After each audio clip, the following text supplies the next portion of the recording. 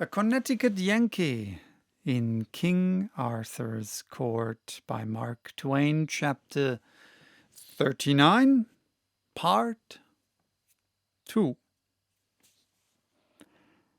And then out I came, but I didn't get any shout. There was a wondering and eloquent silence for a moment, then a great wave of laughter began to sweep along that human sea, but a warning bugle blast cut its career short. I was in the simplest and comfortablest of gymnast costumes, flesh-colored tights from neck to heel with blue silk puffings about my loins, and bareheaded. My horse was not above medium size, but he was alert, slender-limbed, muscled, with watch springs, and just a greyhound to go. He was a beauty, glossy as silk, and naked as he was when he was born, except for bridle and ranger saddle. The iron tower and the gorgeous bed-quilt came cumbrously but gracefully pirouetting down the lists, and we tripped lightly up to meet them. We halted. The tower saluted. I responded. Then we wheeled and rode side by side to the grand stand and faced our king and queen, to whom we made obeisance. The queen exclaimed, "Alack, Sir Boss, wilt fight naked and without lance or sword, or—" But the king checked her and made her understand with a polite phrase or two that this was none of her business. The bugles rang again, and we separated and rode to the ends of the lists and took position. Now old Merlin stepped into view and cast a dainty web of gossamer threads over Sir Sagramore, which turned him into Hamlet's ghost. The king made a sign. The bugles blew. Sir Sagramore laid his great lance in rest, and the next moment he came thundering down the course with his wheel flying out behind, and I went whistling through the air like an arrow to meet him, cocking my ear the while as if noting the invisible knight's position and progress by hearing, not sight. A chorus of encouraging shouts burst out for him, and one brave voice flung out a heartening word for me, said, "Go it, Slim Jim!" It was an event bet that Clarence had procured that favour for me and furnished the language too. When that formidable lance point was within 1.5 yards of my breast, I twitched my horse aside without an effort, and the big knight swept by, scoring a blank. I got plenty of applause that time. We turned braced up, and down we came again. Another blank for the knight, a roar of applause for me. This same thing was repeated once more, and I fetched such a whirlwind of applause that Sir Sagramore lost his temper and at once changed his tactics and set himself the task of chasing me down. Why, he hadn't any show in the world at that. It was a game of tag, with all the advantages on my side. I whirled out of his path with ease whenever I chose, and once I slapped him on the back as I went to the rear. Finally, I took the chase into my own hands, and after that, turn or twist, or do what he would, he was never able to get behind me again. He found himself always in front at the end of his maneuver, so he gave up that business and retired to his end of the lists. His temper was clear gone now, and he forgot himself, and flung an insult at me which disposed of mine. I slipped my lasso from the horn of my saddle, and grasped the coil in my right hand. This time you should have seen him come. It was a business trip, sure. By his gait there was blood in his eye. I was sitting at my horse at ease and swinging the great loop of my lasso in wide circles about my head. The moment he was under way, I started for him. When the space between us had narrowed to 40 feet, I sent the snaky spirals of the rope cleaving through the air. Then darted aside and faced about and brought my trained animal to a halt with all his feet braced under him for a surge. The next moment the rope sprang taut and yanked Sir Sagramore out of the saddle. Great Scott, but there was a sensation. Unquestionably, the popular thing in this world is novelty. These people had never seen anything of that cowboy business before, and I carried them clear off their feet with delight. From all around and everywhere, the shout went up, "Encore! Encore!" I wondered where they got the word, but there was no time to cipher on philological matters, because the whole knight-errantry hive was just humming now, and my prospect for trade couldn't have been better. The moment my lasso was released and Sir Sagramore had been assisted to his tent, I hauled in the slack, took my station, and began to swing my loop around my head again. I was sure to have use for it as soon as they could elect a successor for Sir Sagramore, and that couldn't take long where there were so many hungry candidates. Indeed, they elected one straight off, Sir Hervis de Revel. Bzz, here he came, like a house afire. I dodged, he passed like a flash, with my horsehair coils settling around his neck. A second or so later, pfst, his saddle was empty. I got another encore, and another, and still another. When I had snaked 5 men out, things began to look serious to the ironclads, and they stopped and consulted together. As a result, they decided that it was time to waive etiquette and send their greatest and best against me.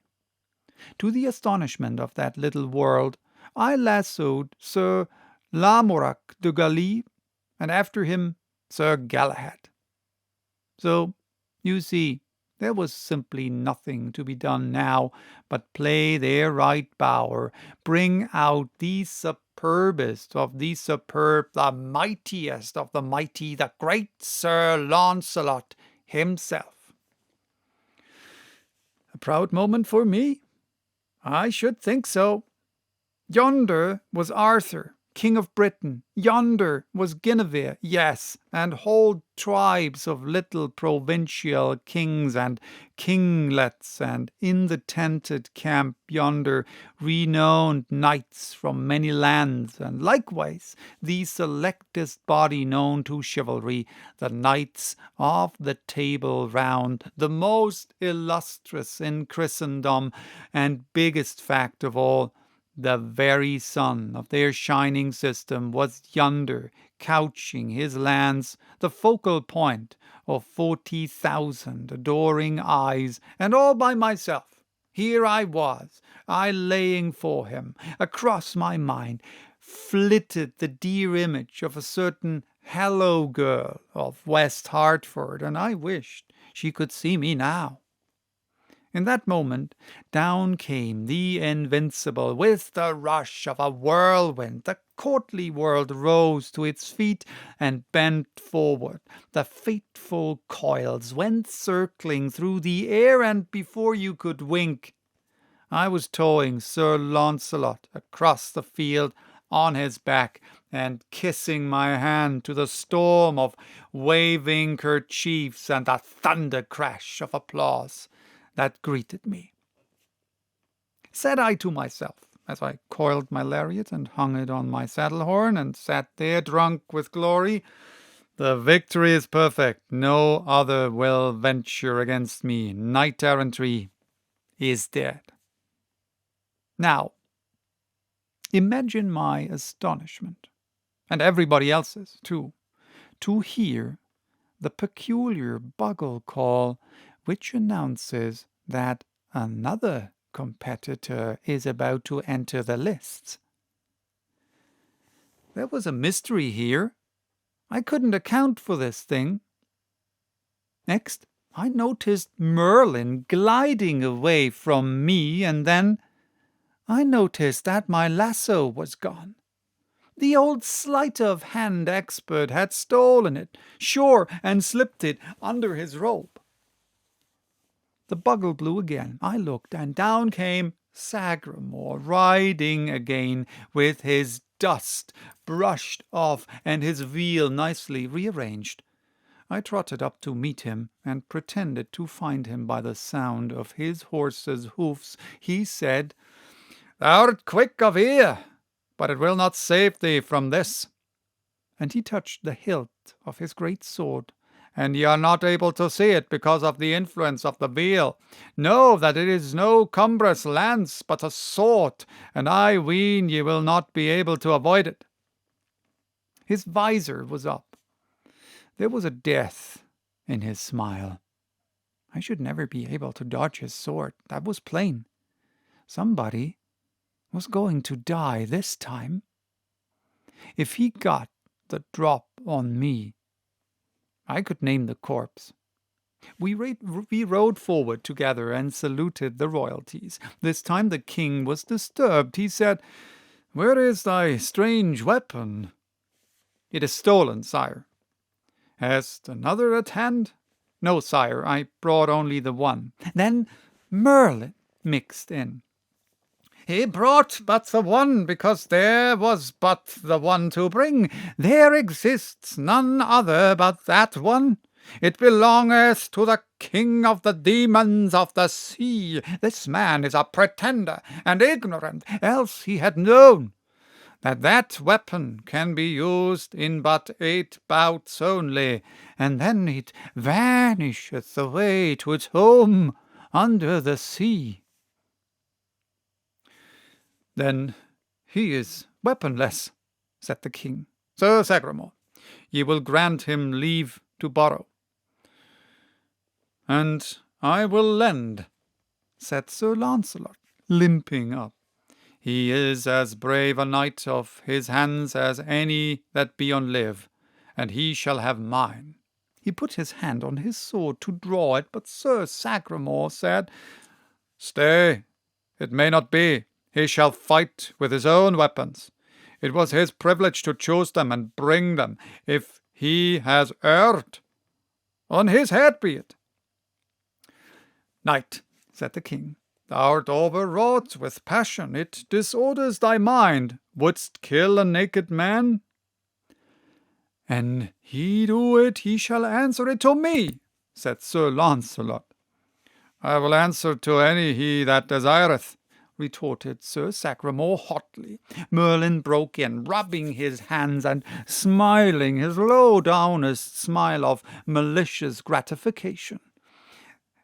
"'Tis well said, right well said, and 'tis enough of parleying. Let my lord the king deliver the battle signal." The king had to yield. The bugle made proclamation, and we turned apart and rode to our stations. There we stood, 100 yards apart, facing each other, rigid and motionless, like horsed statues. And so we remained in a soundless hush, as much as a full minute. Everybody gazing, nobody stirring. It seemed as if the king could not take heart to give the signal. But at last he lifted his hand, the clear note of the bugle followed, Sir Sagramore's long blade described a flashing curve in the air, and it was superb to see him come. I sat still. On he came. I did not move. People got so excited that they shouted to me, "Fly, fly, save thyself, this is murder!" I never budged so much as an inch till that thundering apparition had got within 15 paces of me. Then I snatched a dragoon revolver out of my holster. There was a flash and a roar, and the revolver was back in the holster before anybody could tell what had happened. There was a riderless horse plunging by, and yonder lay Sir Sagramore, stone dead. The people that ran to him were stricken dumb to find that the life was actually gone out of the man, and no reason for it visible, no hurt upon his body, nothing like a wound. There was a hole through the breast of his chainmail, but they attached no importance to a little thing like that, and as a bullet wound there produces but little blood, none came in sight because of the clothing and swaddlings under the armor. The body was dragged over to let the king and the swells look down upon it. They were stupefied, with astonishment, naturally. I was requested to come and explain the miracle, but I remained in my tracks like a statue and said, "If it is a command, I will come, but my lord the king knows that I am where the laws of combat require me to remain while any desire to come against me." I waited. Nobody challenged. Then I said, "If there are any who doubt that this field is well and fairly won, I do not wait for them to challenge me. I challenge them." "It is a gallant offer," said the king, "and well beseems you. Whom will you name first?" "I name none. I challenge all. Here I stand, and dare the chivalry of England to come against me, not by individuals, but in mass." "What?" shouted a score of knights. "You have heard the challenge. Take it, or I proclaim you recreant knights and vanquished, everyone." It was a bluff, you know. At such a time, it is sound judgment to put on a bold face and play your hand for 100 times what it is worth. 49 times out of 50 nobody dares to call, and you rake in the chips. But just this once, well, things looked squally. In just no time, 500 knights were scrambling into their saddles, and before you could wink, a widely scattering drove were underway and clattering down upon me. I snatched both revolvers from the holsters and began to measure distances and calculate chances. Bang! One saddle empty. Bang! Another one. Bang, bang! And I backed two. Well, it was nip and tuck with us, and I knew it. If I spent the 11th shot without convincing these people, the 12th man would kill me, sure. And so I never did feel so happy as I did when my 9th downed its man, and I detected the wavering in the crowd, which is premonitory of panic. An instant lost now could knock out my last chance, but I didn't lose it. I raised both revolvers and pointed them. The halted host stood their ground just about one good square moment, then broke and fled. The day was mine. Knight-errantry was a doomed institution. The march of civilization was begun. How did I feel? Ah, you never could imagine it. And Br'er Merlin? His stock was flat again. Somehow, every time the magic of fol de rol tried conclusions with the magic of science, the magic of fol de rol got left. So, that was chapter 39. Bye-bye till next time with chapter 40. 3 years later.